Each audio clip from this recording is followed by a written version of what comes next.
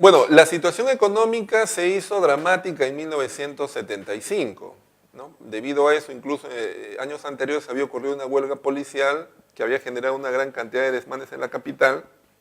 Aparte de esto, el presidente Velasco tenía problemas de salud, todo lo cual le aminó su capacidad para seguir gobernando.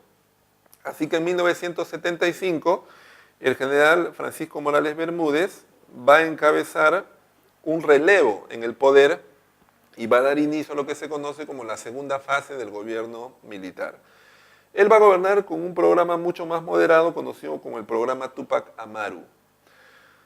En ese sentido, en el plano político, el general Morales Bermúdez, ¿no?, va a iniciar un proceso mediante el cual se va a desmantelar el SINAMOS, el Sistema Nacional de Movilización Social, que era el órgano a través del cual en la época de Velasco, como ya he señalado, un poco se controlaban a las organizaciones sociales. Entonces Morales Bermúdez va a desarticular esta institución, pero la consecuencia va a ser que en realidad en la segunda mitad de los años 70 van a comenzar a darse mayor cantidad de manifestaciones de protesta. Organizaciones, por ejemplo, como la CGTP, que aglutina a los trabajadores del país, o el propio SUTEP, va a comenzar a liderar grandes huelgas y grandes paros en los años 70.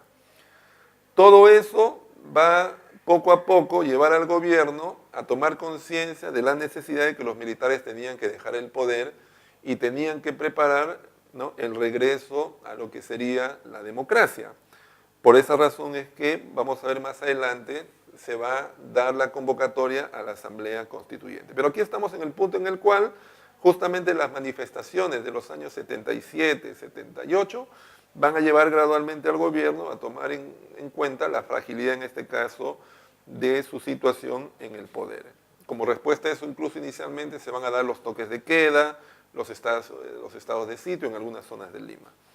Se va a restringir también la libertad de prensa, como ocurre, por ejemplo, con el caso de la revista Careta en la segunda mitad de los años 70. Mientras esto estaba pasando en la política, en el plano económico, la situación pues también era bastante precaria, ¿no? Si bien el Estado se estaba retirando de la participación en las actividades económicas, ¿no?, y trataban de, digamos, fomentar la inversión privada, sin embargo esto no tenía resultados. La inflación en la segunda mitad de los años 70 es galopante, hay en este caso carestía de alimentos, ¿no? El desempleo comienza a subir, digamos, sus tasas porcentuales, entonces la situación económica en los años 77, 78 es bastante crítica. Y en el plano social, como hemos indicado, las huelgas y los grandes paros son claves, justamente en el quiebre del régimen militar en 1978. En 1978 el gobierno anuncia que se van a dar elecciones para la elección de una asamblea constituyente, la cual tiene por objetivo la preparación de una nueva Carta Magna. Las elecciones se dan, la mayoría la gana el partido aprista, Víctor Raúl Ayala Torres electo, en este caso presidente de la Asamblea Constituyente, la cual elabora una nueva Carta Magna que es la Constitución justamente del año 79. Esa Constitución establece algunas buenas nuevas medidas, como por ejemplo el derecho de voto a partir de los 18 años o el derecho de voto para los analfabetos. Es en ese contexto entonces que el gobierno militar inicia el repliegue, lo que se conoce como el repliegue a los cuarteles, ¿no? Se hace la convocatoria para las elecciones generales del año 1980. En esas elecciones van a participar muchos actores políticos. Los dos con mayor opción son en este caso Fernando Belaúnde Terry, Luis Bedoya Reyes y Armando Villanueva del Campo, que en este caso es el candidato del partido aprista porque a inicios del año 80 había fallecido Víctor Raúl Ayala de la Torre. Se dan las elecciones de 1980 y las gana Fernando Belaúnde Terry, se convierte por segunda ocasión en presidente del Perú. Con él se inicia entonces los años 80, el retorno a la democracia, el gobierno de Belaúnde del 80 al 85. Aparentemente el Perú ingresa en un momento en el cual estamos iniciando un camino hacia la democracia, la prosperidad, la tranquilidad, la estabilidad.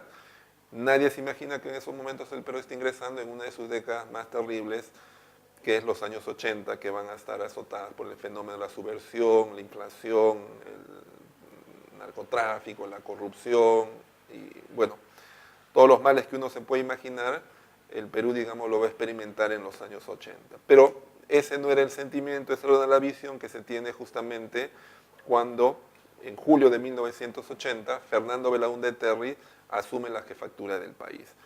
Hay que recordar que Belaúnde ya había sido presidente en un primer gobierno entre el año 63 y el año 68, así que ya tenía experiencia de gobierno.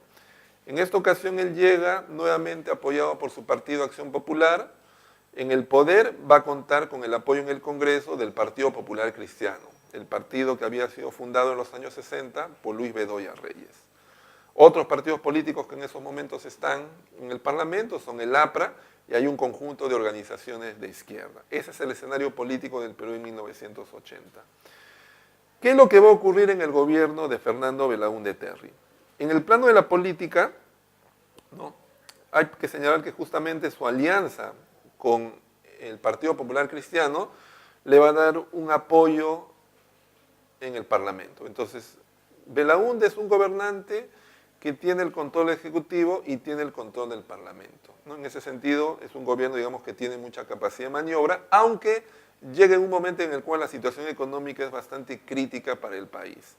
Una de las primeras cosas que va a hacer Belaúnde, como vamos a ver, justamente es abrir nuevamente la economía peruana al mercado internacional.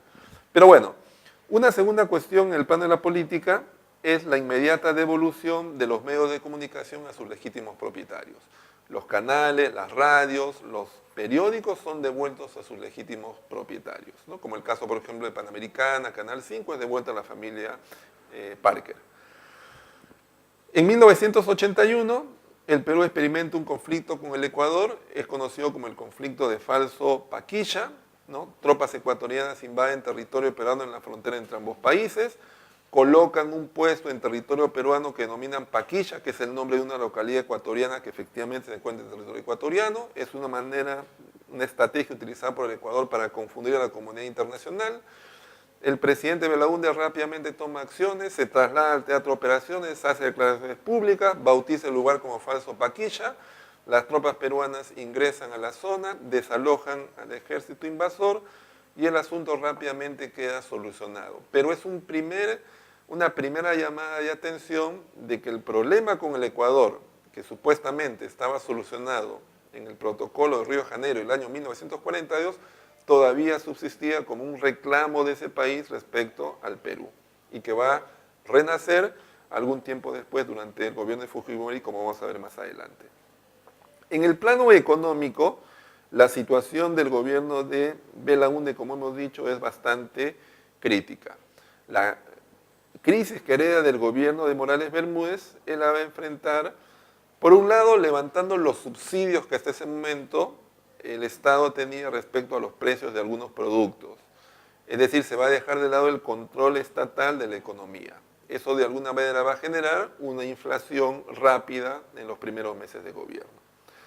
Por otro lado, se va a promover mucho la inversión privada y el comercio exterior. La economía peruana nuevamente se va a abrir a la llegada, pues, de una serie de mercancías que hasta ese momento no existían en el Perú, como eran los licores, las golosinas, los electrodomésticos, la ropa, etc.